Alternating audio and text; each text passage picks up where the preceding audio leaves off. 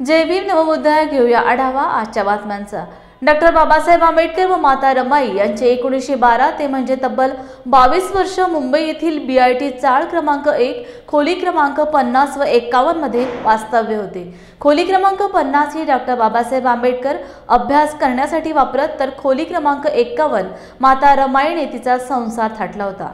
ह्या ऐतिहासिक वास्तूत 17 डिसेंबर 1919 रोजी विचारांचे महामानव राजर्षी शाहू महाराज आणि विश्वरत्न डॉक्टर बाबासाहेब आंबेडकर यांची ऐतिहासिक भेट, तसेच डॉक्टर बाबासाहेब आंबेडकर यांनी 1924 बहिष्कृत हितकारी सभा स्थापना, ज्याला 100 वर्ष पूर्ण झाली, महाड सत्याग्रह 1927 ते 1930 ते 1932, 3 गोलमेज परिषद 1930 चा काळाराम मंदिर सत्याग्रह, ह्या सर्व ऐतिहासिक घटना मुंबईतील ह्या वास्तूत डॉक्टर बाबासाहेब आंबेडकर वास्तव्यात असताना घडल्या।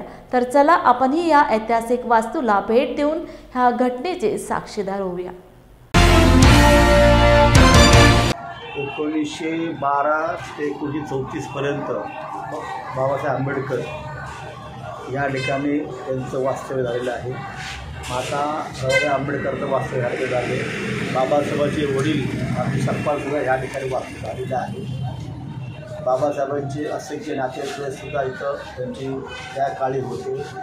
1912 ते 34 पर्यंत असंख्य कारवाया केलेल्या जी जागा आहे, जसं उदाहरणार्थ महाराष्ट्रात सत्याग्रह, असे वेगवेगळ्या कारवाया बाबासाहेबांनी ह्या ठिकाणी केलेल्या आहेत। त्यांच्या लोकांना आम्ही माहिती नाही, तरी आम्ही कुठेतरी प्रयत्न करत आहोत। जास्तीत लोकांना आम्ही जागा प्रसिद्ध करण्यासाठी वेगवेगळ्या क्षेत्रातील लोकांना भेटून त्यांना इथं घेऊन येत असतो। आमचा संकल्प जवळजवळ 15 वर्ष संकल्प आमचा चालू आहे। होती रमाईची हा रूम नंबर 51 आहे। यात रमाई जेवण वगैरे करायचे। जेव्हा शाहू महाराज आलेले होते तेव्हा रमाईने स्वतःहून चहा वगैरे बनवून त्यांना म्हणजे 50 रूम नंबरमध्ये जाऊन त्यांना दिलेली होती। त्याचबरोबर जे काही संघर्ष झाला बाबासाहेबांसोबत, रमाईचे जे काही मुलं वगैरे झाली ते इथेच झाले, लग्न झालं ते म्हणजे लग्न होऊन इथे आलेल्या होत्या। ते सर्व 4 मुलांसोबत इकडेच होते त्यांचं। आणि जे काही निधन वगैरे झालं बाबासाहेबांच्या बाबांचं, आईंचं, आणि 4 मुलं जी काय गेली ते इकडे गेली।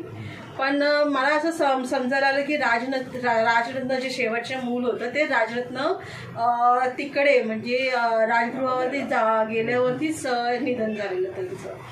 आणि त्याचबरोबर सांगायला गेलं तर ही जी फोटो फ्रेम बघत आहात, तर ही फोटो फ्रेम ही खरी फोटो फ्रेम आहे, फक्त त्याचा फ्रेम चेंज केलेला आहे। म्हणजे बाबासाहेब जेव्हा वास्तव्य होते, जेव्हा इथून निघून गेले, तर ही फोटो फ्रेम खरी फ्रेम आहे बाबासाहेबांची। आणि सोबत हे सांगायला गेलं की आमचं नातं कसं आहे बाबासाहेबांबरोबर, म्हणजे बाबासाहेबांचे जे मोठे बंधू होते आनंदराव, हे त्यांची जी पत्नी होती माझ्या सासऱ्यांची आत्या, म्हणून त्या नात्याने आम्हाला हे वारसा चालवलं गेलं होतं। आणि आमची ही 3री पिढी आहे। खूप खूप जय भीम। माझं नाव रोहन सुभाष ताडेकर।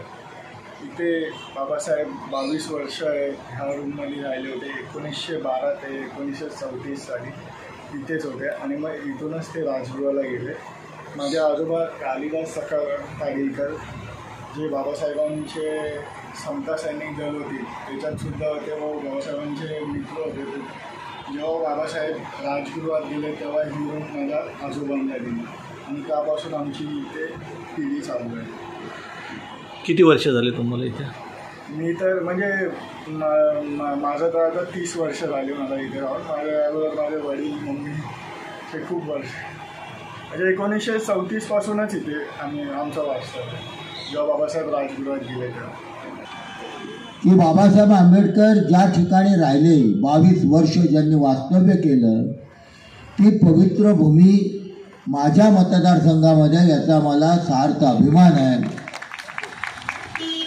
आणि सरकारने घोषित केलं होतं, त्या विधिमंडळामध्ये घोषित केलं होतं जितेंद्र आव्हाड आणि विद्याताई, की सरकार राष्ट्रीय स्मारक या इमारतीचं राष्ट्रीय स्मारकामध्ये रूपांतर करेल। त्या स्मारकाचं पुढे झालं काय, हा प्रश्न मी त्या विधानसभेमध्ये उपस्थित केला होता। आणि त्या संदर्भामध्ये सरकारने उत्तर दिलं होतं की म्हाडाच्या माध्यमातून आम्ही याची आखणी करतोय, राष्ट्रीय स्मारक बनवण्याचा आम्ही प्रयत्न करतोय आणि ही मागणी मी विधानसभेमध्ये केली होती. आज मी आपल्याला शब्द देतो की येणाऱ्या हिवाळी अधिवेशन किती वेळ चालेल मला माहीत नाही. कोण बोलतो 5 दिवस चालेल, 5 दिवसामध्ये शपथविधी असेल, 5 दिवसामध्ये अर्थसंकल्पीय मागण्या असतील, किती दिवस चालेल माहीत नाही, चर्चेला किती वेळ मिळेल. परंतु जेव्हा पण संधी मिळेल ही आपली मागणी ठामपणे मांडण्याचं काम आणि तेवढंच नव्हे तर ते मंजूर करून घेण्याचं काम देखील तुमचा हक्काचा आमदार म्हणून केल्याशिवाय मी राहणार. कारण मला आता सार्थ अभिमान आहे. आम्ही येतो, मला आठवते उद्धव साहेब आले होते, जितेंद्र आव्हाड होते, आम्ही त्या चैत्यभूमीवरनं ते इथे आलो. सकाळी साधारण 11:30-12च्या वेळेला आलो होतो, वर गेलो आणि त्यानंतर घोषित झालं की राष्ट्रीय स्मारक आपण जाहीर करतो म्हणून.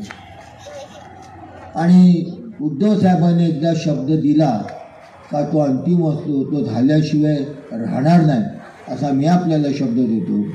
कारण ती आमची जबाबदारी आहे. आपल्या सर्वांना बाबासाहेबांनी जगण्याचा अधिकार जर कोणी दिला असेल तर तो बाबासाहेबांनी. मग तो लेखन स्वातंत्र्य असेल, भाषण स्वातंत्र्य असेल. मी जो आमदार म्हणून इथे उभा आहे किंवा इथे विद्यार्थी आमदार म्हणून झाले ते बाबासाहेबांची मेहरबानी, संविधानाने दिलेल्या अधिकारांमुळे आम्ही होऊ शकलो. की डॉक्टर बाबासाहेब आंबेडकर, रमाबाई ज्या वास्तूमध्ये ज्यांनी इथे स्वतः 22 वर्ष राहिले त्या वास्तूमध्ये आम्हाला त्यांच्या घरात जाऊन बघता आलं आणि कुठेतरी एक क्षणभर असं वाटलं की या ठिकाणी रमाबाई जेवण बनवत असतील, डॉक्टर बाबासाहेब कायद्याचा अभ्यास करत असतील, कायद्याचे सल्ले लोकांना देत असतील, समाजामध्ये कशी सुधारणा व्हावी, जातीभेद मिटावेत म्हणून या महामानवाने जिथे वास्तव केलं त्या वास्तूमध्ये आम्हाला क्षणभर का होईना जाता आलं. आणि त्या काळात आम्ही गेलो की पूर्वी बाबासाहेबांनी कसे दिवस काढले असतील, रमाबाईंनी कसे दिवस काढले असतील.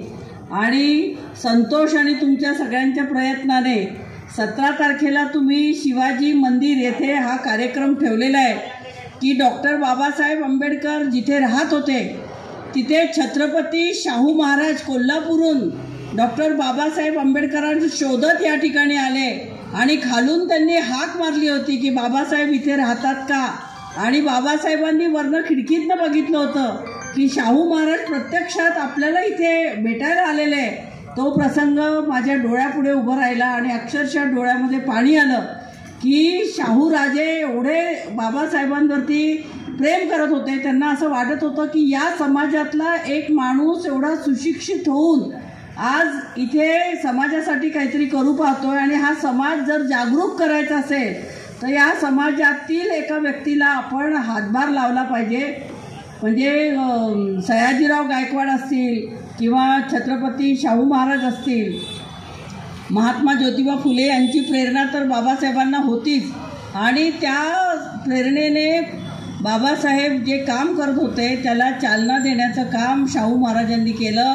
आणि खरोखरच आज इथे येऊन मला स्वतःला खूप बरं वाटलं की खरोखर आपण मुंबईत इतके वर्षापासून राहतोय.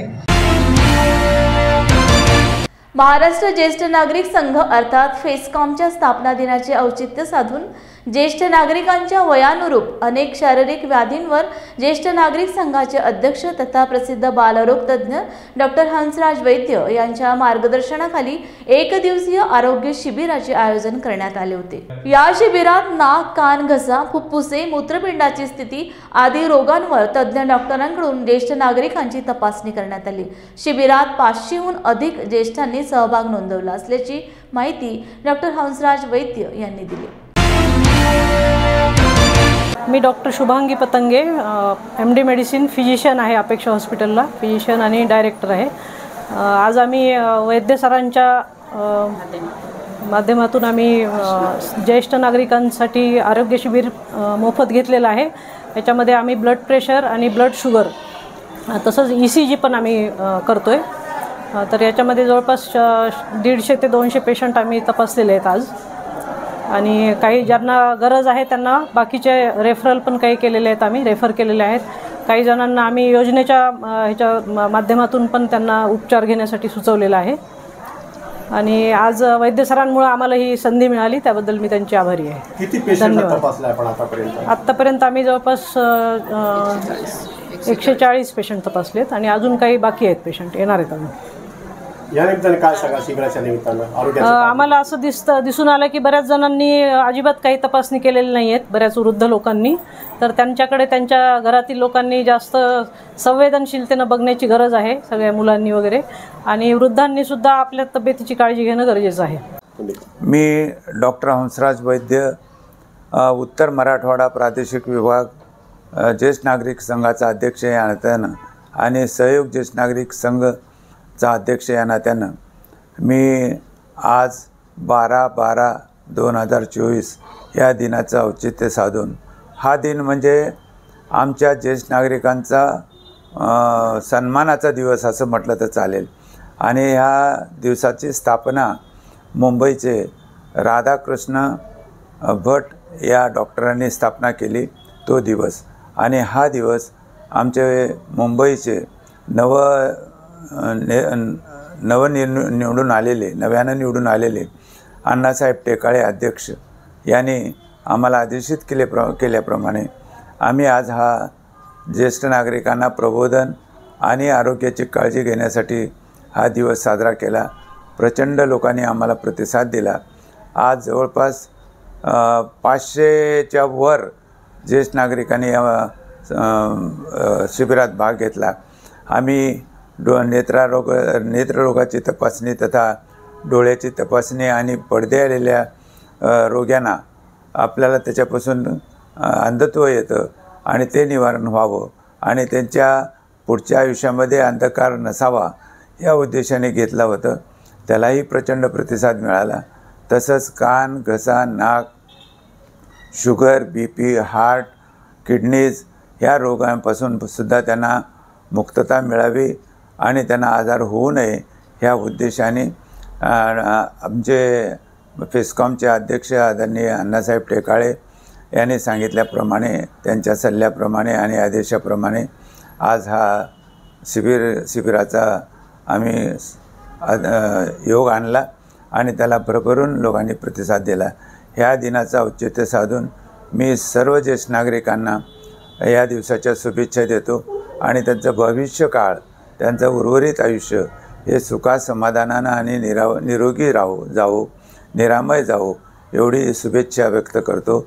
तसंच ज्येष्ठ नागरिकांच्या वतीनं तमाम महाराष्ट्रातल्या शासनाला, नवीन निवडून आलेल्या शासनाला असं मी विनंती करू शकतो, त्यातल्या त्यात एक कर्तबगार मुख्यमंत्री महाराष्ट्राला मिळाले आदरणीय फडणवीस साहेब.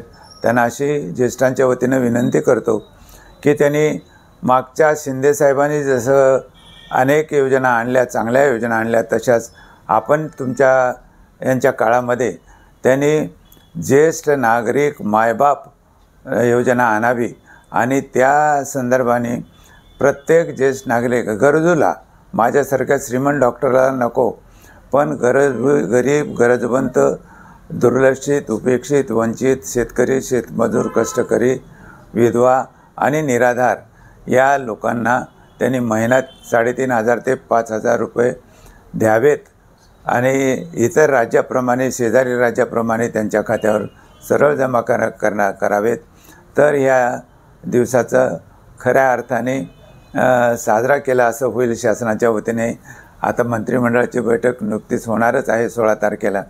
तर त्या दिवसाच्या निमित्ताने पहिल्या बैठकीतच त्यांनी ही योजना आणावी अशी विनंती करतो आणि थांबतो. जय हिंद, जय महाराष्ट्र आणि जय ज्येष्ठ नागरिक. परभणी येथील संविधान प्रतिकृतीची विटंबना करणाऱ्या आरोपीस कठोर शिक्षा करण्यात यावी या मागणीकरता रिपब्लिकन सेनेचे जिल्हाध्यक्ष प्राध्यापक राजू सोनसळे यांच्या नेतृत्वात शहरातील महात्मा फुले व सावित्रीबाई फुले यांच्या पूर्णाकृती पुतळ्यासमोर तीव्र निदर्शने करण्यात आली. या निदर्शने आंदोलनात वंचित बहुजन आघाडीचे जिल्हाध्यक्ष राजेश्वर पालमकर, रिपब्लिकन सेनेचे पदाधिकारी, कार्यकर्ते, महिला मोठ्या संख्येने उपस्थित होते. शेवटी राष्ट्रगीताने निदर्शने आंदोलनाची सांगता करण्यात आली. जब तक सूरज चांद रहेगा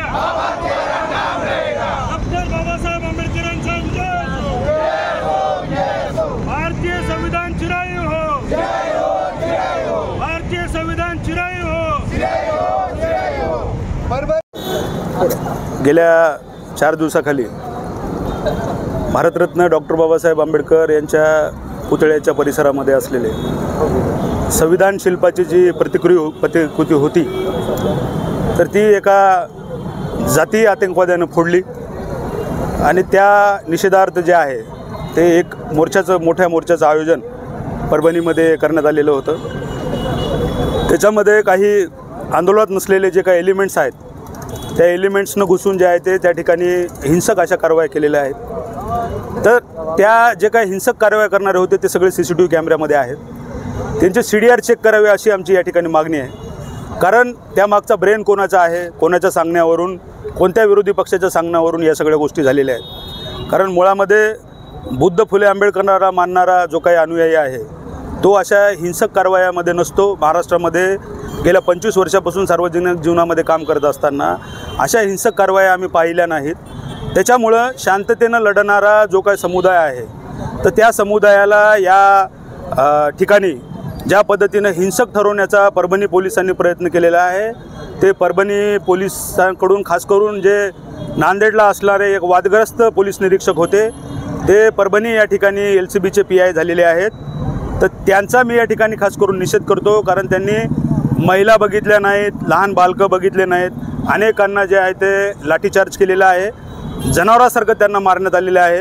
या सगळ्या घटनेचा मी निषेध करतो आणि पोलिसांवर ॲट्रॉसिटी ॲक्टनुसार कारवाई व्हावी परभणी पोलिसांवर अशी मागणी आम्ही करत आहोत। मी काही वकिलांशी बोलत आहे आणि औरंगाबाद हायकोर्टामध्ये एक पिटिशन दाखल करून आमचं असं चाललेलं आहे की या सगळ्या प्रकरणाची माजी निवृत्त न्यायाधीशामार्फत चौकशी व्हावी अशी मागणी आम्ही या ठिकाणी रिपब्लिकन सेना, समविचारी पक्ष आणि आंबेडकरवादी जनतेच्या वतीने या ठिकाणी आम्ही निषेधात स्वरूपात या ठिकाणी निदर्शने आंदोलन केलेलं आहे। 2 दिवसापूर्वी परभणी येथे डॉक्टर बाबासाहेब आंबेडकरांच्या पुतळा परिसरामध्ये भारतीय संविधानाच्या प्रतिकृतीची विटंबना झाली आणि तिथून ह्या घटनेला सुरुवात झालेला आहे। संबंध महाराष्ट्रभर आज आंबेडकर अनुयायी शांत आहेत, पण माझं स्पष्ट म्हणणं आहे की आता आमच्या आंबेडकर जनतेने, अनुयायांनी, माता भगिनींनी आता प्रतिक्रिया देणं बंद करावं। कारण आत्तापर्यंत ह्या मनोवादी संस्कृतीच्या लोकांनी क्रिया केली आणि आम्ही प्रतिक्रिया देतोय। कोणी म्हणतं संविधान बदलतो आणि आम्ही म्हणतो हात तोडतो। आता प्रतिक्रिया देणं बंद करा। साधं संविधानाची प्रतिकृती तोडणाऱ्याला आमच्या माणसाने धरून दिलं, देशद्रोहाचा गुन्हा करणाऱ्या माणसाला आमच्या माणसांनी पोलिसांना सहकार्य केलं, म्हणून इथल्या मनोवादी विचाराच्या पोलिसांनी हुकुमशाही प्रवृत्तीने आमच्या समाजामध्ये जाऊन, गल्ली बोळीमध्ये जाऊन घुसून मारलं। मी ह्या गोष्टीचा निषेध करतो। पोलिसांनी आता हुकुमशाही प्रवृत्ती बंद करावी। मी आज जाहीर करतो इथे 1 जानेवारीच्या आत परभणीचे जिल्हा अधिकारी आणि पोलीस अधीक्षक यांची ताबडतोब हकालपट्टी करावी आणि तिथले 2 पोलीस निरीक्षक आहेत, एक नांदेड जिल्ह्यातला हरामखोर मनोवादी विचारसरणीचा अशोक घोरबाड, तिथे जाऊन आमच्या वस्तीमध्ये जाऊन माता भगिनीला मारले। त्या 2 पोलीसवाल्यांना म्हणजे पोलीस निरीक्षकांना ताबडतोब निलंबित केलं पाहिजे आणि त्यांच्यावर ॲट्रॉसिटीचा गुन्हा दाखल केला पाहिजे। 1 जानेवारीपर्यंत जर शासनानं जर हे केलं नाही तर नांदेड नाही संबंध महाराष्ट्र पेटल, याद राखा। आज आम्ही शांततेत आहोत याचा अर्थ असा नाही की आम्ही भगोडे आहोत। मित्रांनो, सगळ्यांना सांगतोय फक्त 1 तारखेपर्यंत थांबा। या प्रशासनानं जर त्यांना जिल्हाधिकारी आणि पोलीस अधीक्षकांची बदली करून 2 पोलीस निरीक्षकांना जर निलंबित नाही केलं तर संबंध महाराष्ट्र वंचित बहुजन आघाडीच्या वतीने आम्ही पेटवणार आहोत। एवढंच माझं यापुढं बोलणं राहील। संपलं। जय भीम, जय भारत। परभणी येथील डॉक्टर बाबासाहेब आंबेडकर यांच्या पूर्णाकृती पुतळ्यासमोरील प्रतिकृतीची विटंबना करणाऱ्या नराधमास कठोर शासन करून या घटनेच्या मागे असणाऱ्या मास्टर माइंडचा शोध घेण्यात यावा। तसेच पोलीस प्रशासनाकडून बौद्ध वस्त्यात जाऊन निरपराध युवकांना गुन्ह्यात गोवण्याचा जो प्रयत्न होत आहे तो त्वरित थांबवण्यात यावा या आशयाचे निवेदन Republican party of India Gavai गटाच्या वतीने जिल्हाध्यक्ष भगवान ढगे यांच्या मार्गदर्शनाखाली शिष्टमंडळाच्या वतीने महाराष्ट्राचे मुख्यमंत्री देवेंद्र फडणवीस यांच्या नावे जिल्हाधिकाऱ्यांना सुपूर्द करण्यात आले। मी भगवान Dhage Republican party of India Gavai गटाचा केंद्रीय सदस्य आणि जिल्हा अध्यक्ष आहे। त्याचप्रमाणे डॉक्टर बाबासाहेब आंबेडकर समाजभूषण पुरस्कार देखील मला मिळालेला आहे।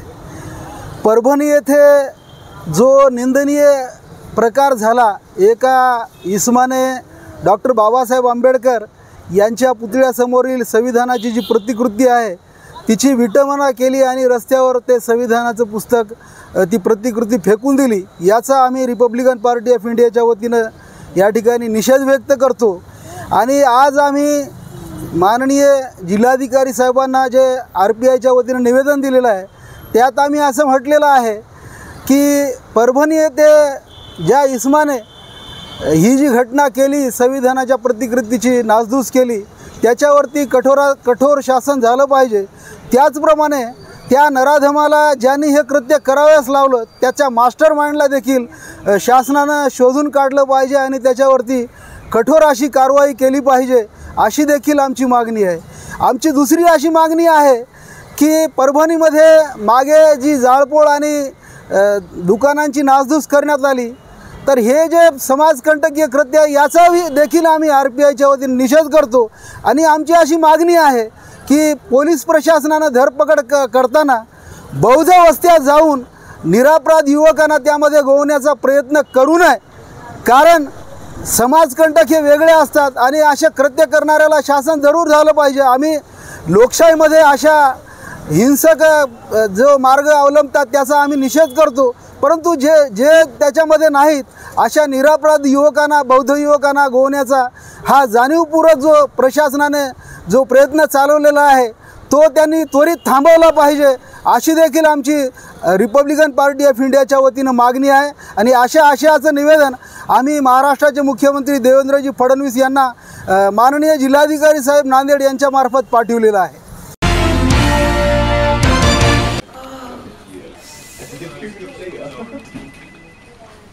बॉस ने मीटिंग बुलाई। क्या यार, आदमी की तकलीफ को तो समझो। बाहर बाहर उठो बैठो। जनाब, तकलीफ उठने बैठने की नहीं, तकलीफ बवासीर की है। बवासीर, फिशर, भगंदर, पाइलोनियल साइंस का आयुर्वेद तथा आधुनिक लेजर से उपचार। अभ्युदय पाइल्स लेजर हॉस्पिटल, लोहार समाज भवन के पीछे, महापुष्प सोसाइटी, शताब्दी नगर चौक से मनीष नगर रोड, नागपुर। कॉल और विजिट करें www.pilesfistulacure.com। 1971च्या भारत-पाक युद्धातील विजय दिवस अल्ट्रा मॅरेथॉनला कोल्हापुरात प्रभारी जिल्हाधिकारी संजय शिंदे आणि निवासी उपजिल्हाधिकारी संजय तेली यांच्या हस्ते हिरवा झेंडा दाखवून सुरुवात करण्यात आली। यावेळी शालेय विद्यार्थ्यांनी लेझिम झांज पथकाचा सांस्कृतिक कार्यक्रम सादर करून भारत-पाक युद्धातील भारतीय सैन्याच्या विजयाचे स्मरण करून दिले। तसेच भारतीय सैनिकांच्या बलिदानाला भावपूर्ण श्रद्धांजली वाहिली। या विजय दिवसानिमित्त आयोजित केलेल्या या मॅरेथॉनचा समारोप 16 डिसेंबर रोजी पुण्यात होईल।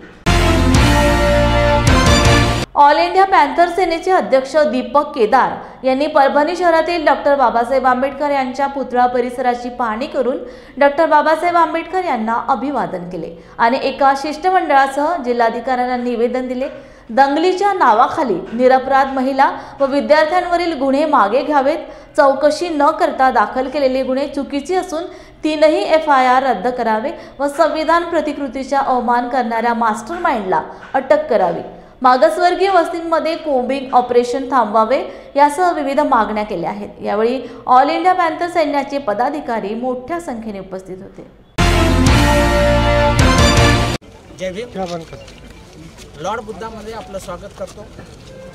आज ऑल इंडिया पॅन्थर सेनेचे राष्ट्रीय अध्यक्ष दीपक भाऊ केदार परभणीमध्ये जे घटना झालेली, संविधानाचा जो अवमान झालेला आहे त्या घटनेला भेट देण्यासाठी आणि जिल्हाधिकारी यांना निवेदन देण्यासाठी, जे बौद्ध बांधवावर जे अन्याय झालेला आहे, जे मारहाण झालेली त्याची चौकशी करण्यासाठी आज परभणीमध्ये ते दाखल झालेत आणि आज आपल्यासोबत आहेत। काय सांगतात आपण त्यांच्याशी जाणून घेणार।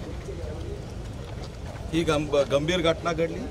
देश आणि जगामध्ये ही बातमी पसरलेली, फुटेज व्हायरल होत आहेत, हिमसैनिकाला मारहाणाचे फुटेज होत आहेत, बॉम्बिंगचे होत आहेत आणि त्याच्यामुळे समग्र समाजामध्ये एक उद्रेक आणि संतापाची भावना आहे।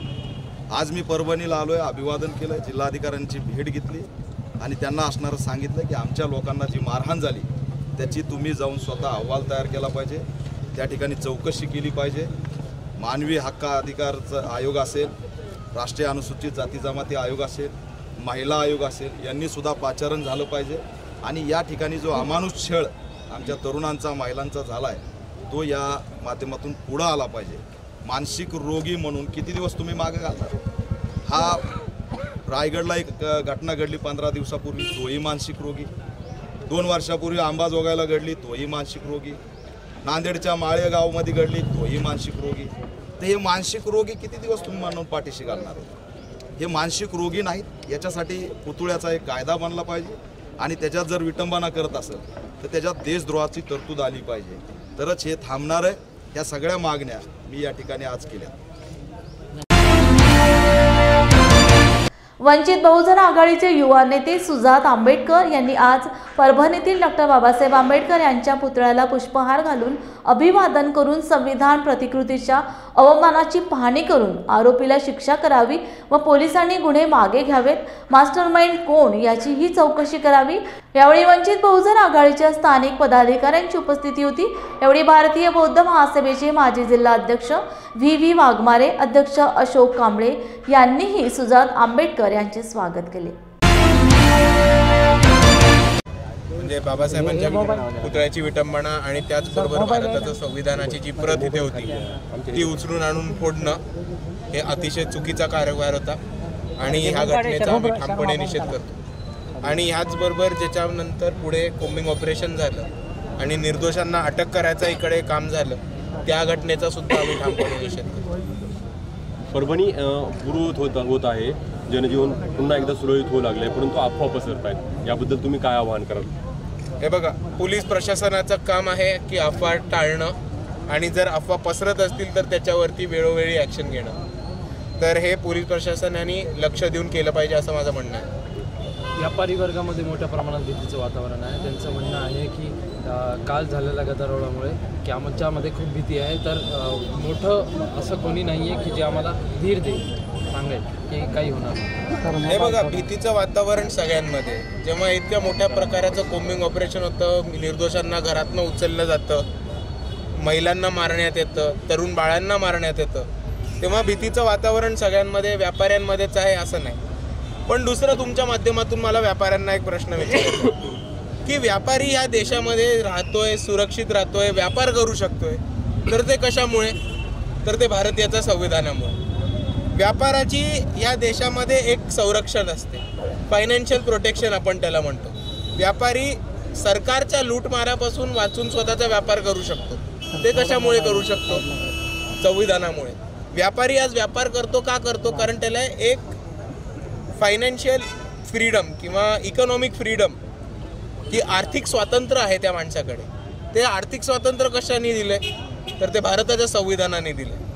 तर मी या व्यापाऱ्यांना नुसतं एवढा प्रश्न विचारतो की संविधान जेव्हा संविधानाचं असं उल्लंघन होतं, संविधानाची प्रत तोडण्यात येते, तेव्हा भीतीचं वातावरण सगळ्यांबरोबरच येणार आहे। पण ज्या व्यवस्थेने तुम्हाला व्यापार करण्याचा अधिकार दिला आणि ज्या व्यवस्थेने तुमच्या व्यापाराला पाठबळ दिला आणि ज्या संविधानाने इकडे तुम्हाला व्यापार करण्याचा अधिकार दिला, त्या संविधानाच्या बाजूने तुम्ही उभे राहणार आहात की नाही? असं बऱ्याच माहिती आली आहे आमच्यापर्यंत, तसे व्हिडिओ फोटोज पण आले आणि आम्ही लवकरात लवकर ते कोर्टसमोर प्रस्तुत करून त्याच्यावरती कोर्टला कारवाई करायला। आणि जाताना मला फक्त तुमच्या माध्यमातून एक प्रश्न इकडच्या जनतेला विचारायचा आहे आणि तमाम महाराष्ट्राच्या नागरिकांना आणि त्याचबरोबर इकडच्या सरकारला आणि पोलीस प्रशासनाला विचारायचं आहे की आपण एक आकडेवारी महाराष्ट्राच्या जनतेसमोर सादर करावी की महाराष्ट्रामध्ये किती घटना झाल्यात, किती ठिकाणी दंगली झाल्यात, किती रायट्स झालेत आणि कोणत्या कोणत्या रायट नंतर हे आपण कोम्बिंग ऑपरेशन केले, कोणत्या कोणत्या दंगलीनंतर आपण कोम्बिंग ऑपरेशन केले, याची फक्त सरकारने इकडच्या नागरिकांना आणि इकडच्या तमाम दुनियाला जाहीर माहिती द्यावी, ही मी तुमच्या माध्यमातून आज इकडे उपस्थित करतो। थँक्यू। परभणी येथे संविधान प्रतिकृतीची विटंबना झाल्यामुळे आज मुंबई मीरा भाईंदर येथे सर्वपक्षीय संघटनेच्या वतीने भाईंदर येथे डॉक्टर बाबासाहेब आंबेडकर यांच्या पुतळ्याला पुष्पहार घालून बुद्ध वंदना घेऊन सर्वपक्षीय संघटना एकत्रित येऊन या झालेल्या घटनेचा निषेध करण्यात आला आणि येथील पोलिसांना निवेदन देण्यात आले आणि त्या कृत्य करणाऱ्या माणसाला कठोर कारवाई करून शिक्षा देण्यात यावी अशी मागणी या निवेदनात करण्यात आली। या निषेधाचा आयोजक प्राध्यापक भास्कर पैठणकर, प्राध्यापक सुनील धापसे, प्राध्यापक उत्तम भगत, चांद्रमणी मनवर, देवेंद्र शेल्लेकर व अश्विनी कांबळे आणि मोठ्या संख्येने बुद्ध बांधव उपस्थित होते। गणराज्य बनाने के लिए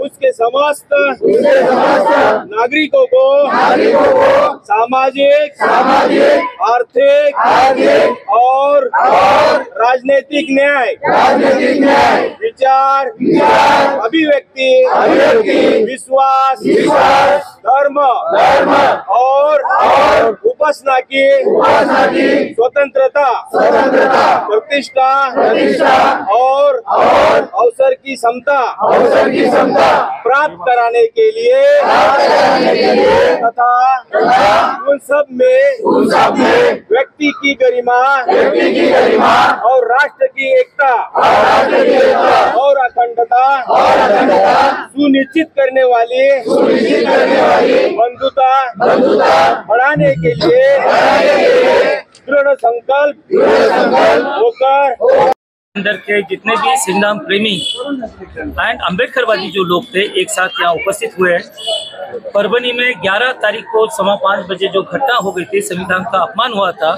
इस सिलसिले में ये इस अन्याय या इसके निषेध के लिए निषेध सभा का आयोजन हमने यहाँ किया था और हम मीरा भाईंदर की तरफ से मुख्यमंत्री, गृह मंत्री, इनको हमने निवेदन दिया है कि ये घटने के पीछे जो भी मास्टरमाइंड रहेगा उसको कड़ी की कड़ी कार्रवाई की जाए। कई बार संविधान, दिल्ली में भी संविधान की एक बार पुस्तक जलाई गई है, उसके पन्ने जलाए गए, दूसरी बार घटना महाराष्ट्र में हुई है। किस तरह का आह्वान मुख्यमंत्री को करेंगे, गृह मंत्री को करेंगे? हम मुख्यमंत्री, गृह मंत्री को ये आह्वान करते हैं कि बाबा साहब के जितने भी पुतले हैं, संविधान के जहाँ भी प्रतीकात्मक मूर्तियाँ हैं, इस पर CCTV लगाना चाहिए। इसके साथ साथ यहाँ 24 आवर्स यानी जो पुलिस प्रशासन इसकी निगरानी में रहना चाहिए, क्योंकि बाबा साहब की श्रद्धा हमारे भारत के सभी जाति धर्म के लोग हैं जो बाबा साहब को मानते हैं और इसलिए बाबा साहब की सुरक्षा के लिए पुलिस प्रशासन और CCTV की व्यवस्था हर पुतले में के सामने रखनी चाहिए। ते घटना या ठिकाणी प्रतिकृती या ठिकाणी विध्वंस करण्यात आली, त्याबद्दल आम्ही आमच्या सर्व आंबेडकरवादी विचार आणि फुले शाहू आंबेडकर यांच्या वतीने त्याचा जाहीर निषेध करतो आणि जे त्यांच्या पाठीमागे जे विचार आहेत, ज्या लोकांचे विचार आहे, अशा लोकांना जास्तीत जास्त लवकर त्यांना या ठिकाणी त्याला कसं पकडता येईल, त्यांच्या अशा विचाराच्या लोकांना कशी शिक्षा होईल याबद्दल आम्ही सर्व निषेध करतो। मीरा भाईंदर वाशा म्हणजे सर्व जाती 6000 जाती 18 जाती एकत्र येतात, संविधानामुळे त्यांना सर्व मान सन्मान मिळतोय। अशा लोकांना जर मान सन्मान मिळतोय आणि अशा लोकांच्या जर तुम्ही घटनेला बाबासाहेबांनी लिहिली म्हणून ती घटना तुम्ही नाकारताय का? बाबासाहेब जर ब्राह्मण समाजात पैदा झाले असते की तुम्ही तशी घटना तुम्ही विध्वंस केला असता का? हे विचार तुमचे काढून टाका, त्याच्यामध्ये सर्व लोकांना घेऊन आपण चालत आहोत आणि भारत पूर्ण सर्व जाती समाजाचा आहे। या घटनेचा आम्ही जाहीर निषेध करतो। मीरा भाईंदरवासी आम्ही सर्व गुन्ह्या गोविंदाने राहत आहोत आणि सर्व महाराष्ट्रातल्या लोकांना सुद्धा आवाहन करतो, कुठल्याही प्रकारचा विध्वंस न करताना, पोलिसाच्या आपण याला बळी न पडताना या ठिकाणी परभणीमध्ये सर्वप्रथम आपल्या चॅनलला नमस्कार करतो, जय भीम करतो।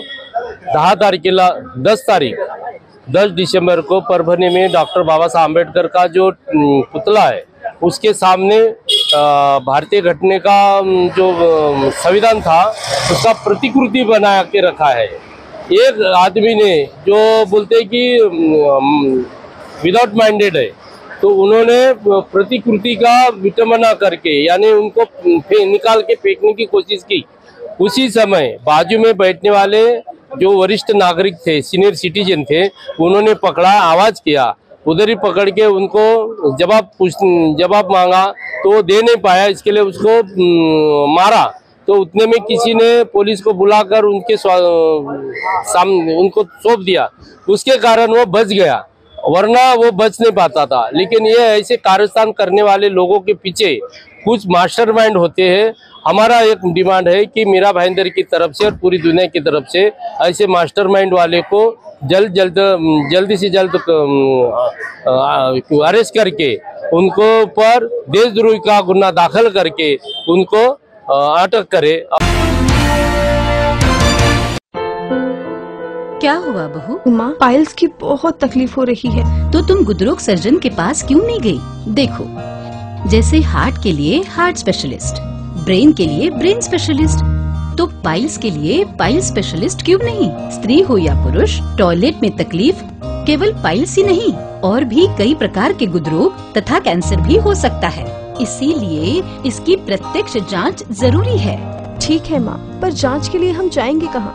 वही काले आयुर्वेदिक पाइल्स हॉस्पिटल में। लेकिन माँ, प्रेगनेंसी में पाइल्स की दवाइयाँ? प्रेगनेंसी में आयुर्वेदिक दवाइयाँ सुरक्षित होती है। जनहित में जारी काले आयुर्वेदिक पाइल्स हॉस्पिटल, औषधि चिकित्सा तथा सर्जरी ट्रीटमेंट उपलब्ध। हमारा पता उमरेड रोड, दिघौरी बस स्टॉप के पास, नागपुर। अधिक जानकारी के लिए वेबसाइट पर जाएं kalepailshospital.com। परभणी येथे भारतरत्न डॉक्टर बाबासाहेब आंबेडकर यांच्या राज्यघटनेच्या प्रतिकात्मक प्रतिकृतीची तोडफोड केल्याच्या पार्श्वभूमीवर संपूर्ण महाराष्ट्रात संतापाची लाट उसळली असून संबंधित समाजकंटकावर गुन्हा दाखल करावा व दलित वस्तीतील निर्दोष लोकांवर पोलीस प्रशासनाकडून होत असलेली कोम्बिंग ऑपरेशन कारवाई त्वरित थांबवावी, तसेच या प्रकरणी आंदोलकांवर दाखल केलेले गुन्हे त्वरित रद्द करण्यात यावे अशा मागणीचे निवेदन वंचित बहुजन आघाडी तेलारा तालुक्याच्या वतीने तालुका अध्यक्ष अशोक दारोकार यांच्या नेतृत्वामध्ये देण्यात आले।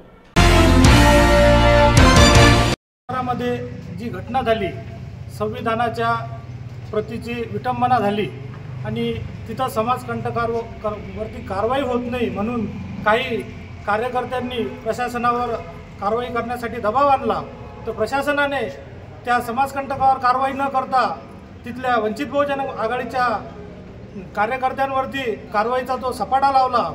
त्या विरोधात आम्ही वंचित बहुजन आघाडीच्या वतीने त्या सर्व समाज बांधवाच्या वंचित बहुजन आघाडीच्या कार्यकर्त्यांच्या पाठीशी आहोत व त्यांच्यावर होत असलेली अटक सत्र व कारवाई तात्काळ थांबवावी यासाठी आम्ही प्रशासनाला सन्माननीय तहसीलदार साहेब तेलारा यांच्या वतीने आम्ही तिथे निवेदन पाठवलेलं आहे आणि त्या कारवाईचा आम्ही निषेध करतो।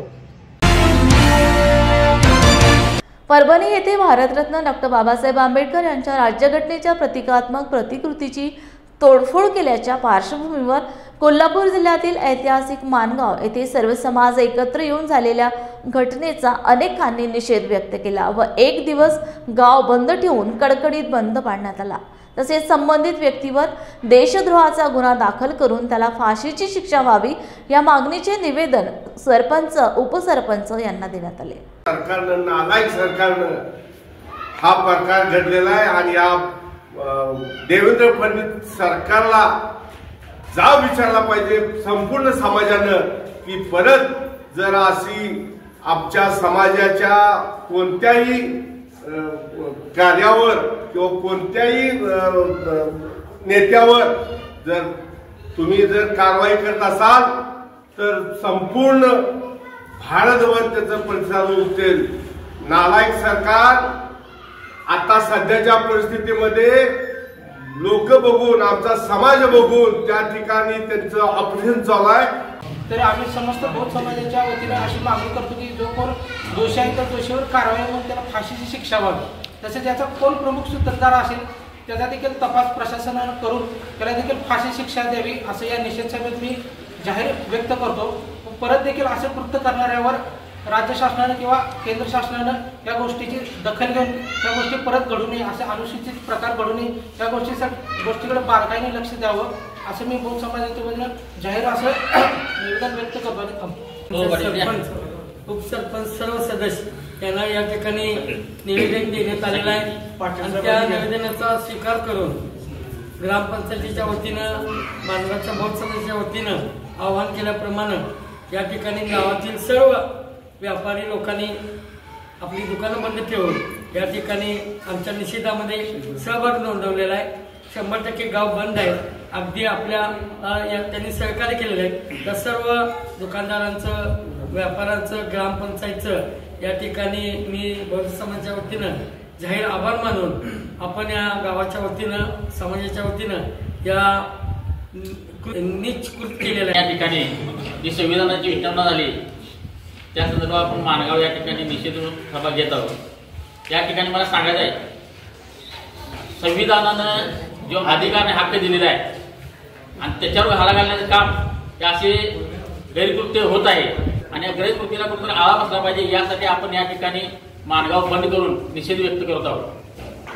त्याचबरोबर या राजकारणाने माझी सांगणं आहे की आपण ज्या विधानसभेमध्ये गेलेला आहे ते या संविधानामध्ये गेलेले आहेत आणि या संविधानाच्या कायद्यावर तुम्ही तिथं राज्य करणार आहे आणि हे राज्य करत असताना या संविधानाला धक्का लागला म्हणून परभणीला आमच्या भीम सैनिकांनी जे आंदोलन केलं आणि ते आंदोलन केल्यानंतर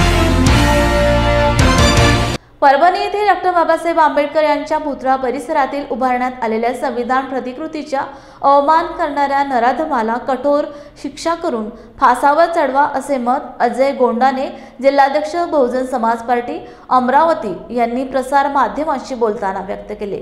गुरुवार दिनांक 12/12/2024 ला जिल्हाधिकारी कार्यालय अमरावती येथे जिल्हाधिकारी साहेब यांच्यातर्फे मुख्यमंत्री देवेंद्र फडणवीस यांना निवेदन देण्यात आले. त्यावेळी बहुजन समाज पार्टी जिल्ह्यातील सर्व विधानसभा, शहर, सेक्टर पदाधिकारी व पार्टीचे निष्ठावान व समर्पित कार्यकर्ते व हितचिंतक उपस्थित होते. आज 10 तारखेला परभणी येथील जिल्हाधिकारी कार्यालयाजवळ असलेल्या संविधानाच्या प्रतिकृतीचा जातीयवादी समाजकंटकाच्या माध्यमातून त्या प्रतिकृतीची तोडफोड करण्यात आली आणि त्या तोडफोडीचा पडसाद हा संपूर्ण जिल्ह्यांमध्ये आज या ठिकाणी आपण पाहतो आहे. तर या संदर्भामध्ये आम्ही बहुजन समाज पार्टी अमरावती जिल्ह्याच्या वतीनं माननीय जिल्हाधिकारी यांच्यामार्फत माननीय या महाराष्ट्र राज्याचे मुख्यमंत्री देवेंद्रजी फडणवीस यांना आम्ही निवेदन सादर केलेलं आहे की ही जे केलेली तोडफोड आहे तर ही एक केलेली तोडफोड नसून ही संविधानाची एक निर्गुण हत्या आहे आणि ही केलेल्या हत्येच्या संदर्भात या समाजकंटकाला या फाशीची शिक्षा या ठिकाणी झाली पाहिजे. कठोर कारवाई त्याच्यावर ही झाली पाहिजे. देशद्रोहाचा गुन्हासुद्धा त्यावर दाखल झाला पाहिजे.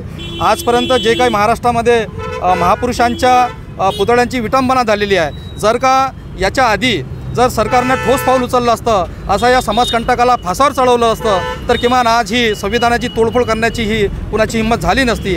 आणि म्हणून आमची बहुजन समाज पार्टी अमरावती जिल्ह्याच्या वतीनं आमची या मुख्यमंत्र्याकडे मागणी आहे की हा जो जातीयवादी समाजकंटक जो आहे की ज्याने परभणीमधील त्या संविधानाच्या प्रतिकृतीची तोडफोड केलेली आहे तर त्याला तात्काळ फासावर आपण लटकावावं. अन्यथा आम्ही बहुजन समाज पार्टी अमरावती जिल्ह्याच्या वतीने संपूर्ण जिल्हाभर आम्ही तीव्र आंदोलन या ठिकाणी नक्की छेडू, एवढं आजच्या या निवेदनाच्या माध्यमातून आमची माननीय मुख्यमंत्री यांच्याकडे आमची मागणी आहे.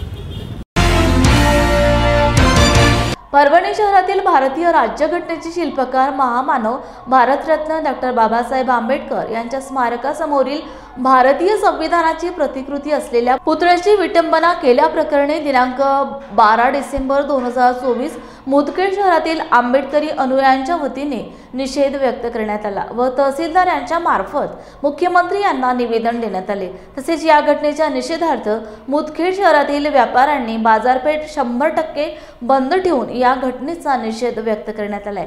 त्याचप्रमाणे परभणी येथे भारतीय संविधानाची विटंबना करणाऱ्या व षडयंत्र रचणाऱ्या विरुद्ध चौकशी करून संबंधितांविरुद्ध तातडीने कायदेशीर कार्यवाही करण्यात यावी.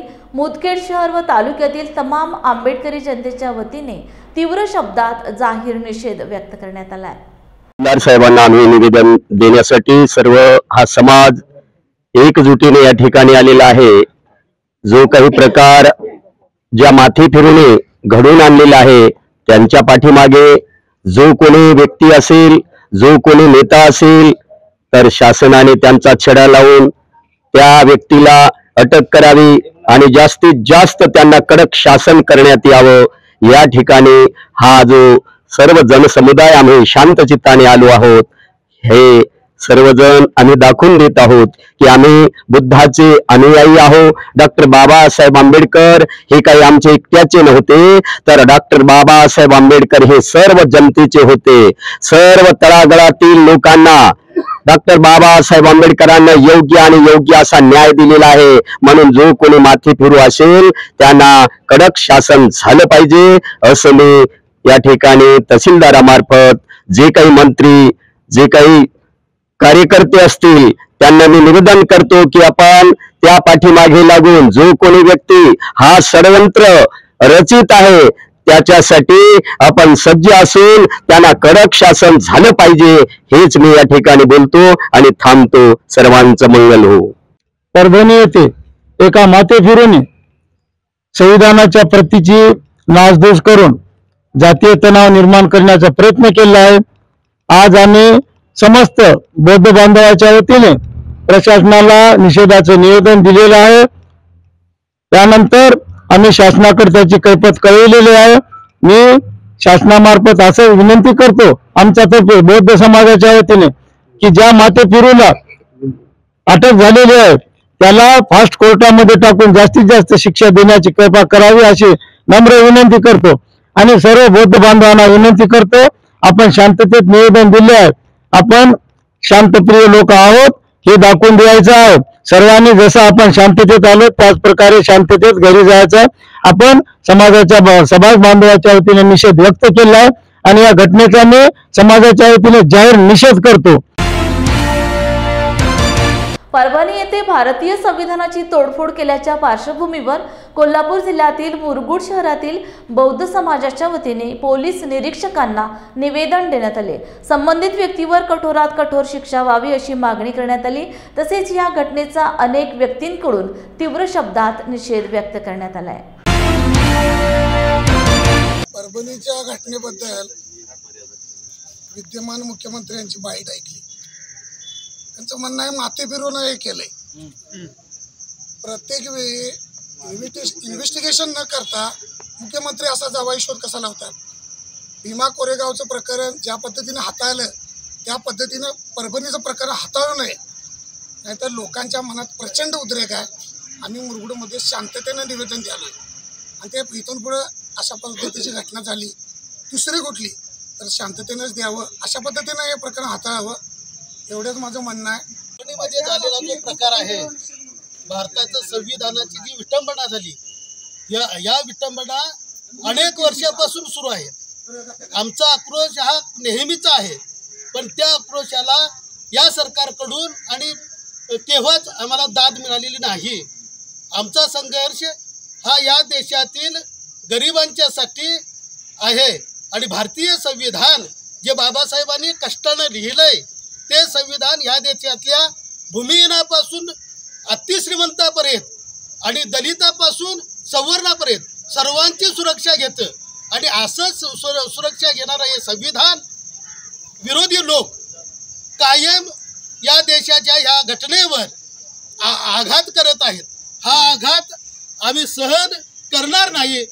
यापुढे सरकारने याची खबरदारी घ्यावी आणि या देशाची सुरक्षेची जबाबदारी घ्यावी अशी मी या सरकारला या निमित्तानं विनंती करतोय. परभणी येथील घडलेल्या या घटनेबद्दल आपण कागल तालुक्यातील संपूर्ण दलित समाजाच्या वतीनं विविध संघटनेच्या वतीनं आपण या ठिकाणी निषेध केल्याबद्दलचं निवेदन या पोलीस स्टेशनला आपण सादर केलेलं आहे. खऱ्या अर्थानं मगाशीच सातापाचा फोन आला, काही गडबडीने मी आलो, मला हे कार्यक्रम चुकतो का काय असं वाटलं होतं. परंतु त्या ठिकाणी आपले बांधव भगिनी निवेदन सादर करण्यासाठी गेलेले असताना काही धक्काबुक्की तिथं झाल्या. प्रकार जर बघितला तर टी व्हीवर सुद्धा आपण बघितला तर आपली लोक पळत सुटलेली होती. एवढा पोलिसांनी त्यांच्यावर अत्याचार करण्याचा प्रयत्न केलेला. आणि मग अशा पद्धतीने जर या राज्यामध्ये देशामध्ये जर घडत असेल तर जाणून बजून आपल्या दलितांच्यावर अन्याय होत आहेत असं समजू शकतो आपण. आणि मग आपण बसण्यापेक्षा एखादा संघर्षाचा मोर्चा सुद्धा इकडं आपण एखादा काढूया.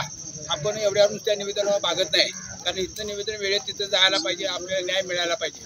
आणि मग काही वेळेला महाराष्ट्र पण सुद्धा हक्क देऊया आणि एवढ्या याचं आपण आपली संघटना मजबूत दाखवूया. आणि हे निवेदन आपण जे दिलेलं आहे त्यात आपण दलित बांधव सगळे उपस्थित राहायला त्याबद्दल मी सर्वांचं